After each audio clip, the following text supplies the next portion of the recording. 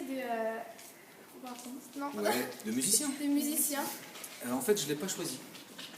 C'est depuis que j'étais tout petit, mon père faisait de la musique dans un village qui s'appelle Saint-Léger-sur-Audun, pas très loin de chez nous.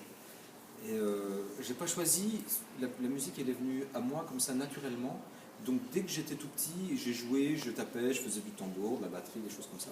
Et je me suis retrouvé tout de suite à jouer dans un orchestre de bal, pour faire danser des gens, ou dans une fanfare. Donc j'ai pas choisi, ça s'est fait tout seul. D'accord.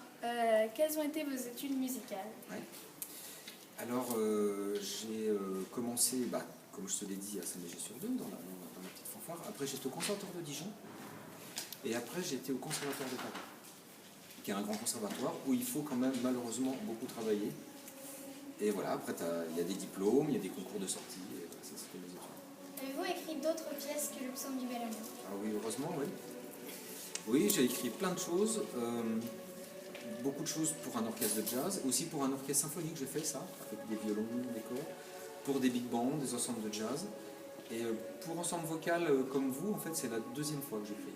J'avais écrit un projet avec un ensemble alors professionnel qui est à Paris, qui s'appelle Sequenza 9-3 et avec des musiciens africains. C'était le mélanger de deux univers musicaux. Avez-vous toujours aimé la musique? Comme je te l'ai dit tout à l'heure, ça a fait partie de ma vie. Donc évidemment, alors j'ai pas réfléchi si j'aime ou pas parce que ça faisait partie de ma vie, mais d'un autre côté, si on n'aime pas, mais comme tout métier, hein, je crois, si on n'aime pas, je crois que c'est pas possible. Quels sont les avantages et les inconvénients de votre métier? Il y a quand même plus d'avantages que d'inconvénients quand même. Le seul avantage, enfin le grand avantage, c'est quand même faire un métier qui est une passion, qui fait vivre. Ça, c'est le gros avantage. Il faut essentiellement parler de ça. Dire de la passion, on est vraiment heureux de faire ça. Des fois, effectivement, on oublie un petit peu qu'on travaille parce que c'est quelque chose qui nous tient à cœur et qu'on met en avant. Après, évidemment, il y a toujours des inconvénients. Il faut beaucoup travailler, c'est sûr. Des fois, il faut voyager. Des fois, c'est fatigant. Des fois, mais quand même, il y a plus d'avantages que d'inconvénients. D'accord, merci beaucoup. Eh ben de rien. Mais la prochaine fois, il faut que je me tutoie.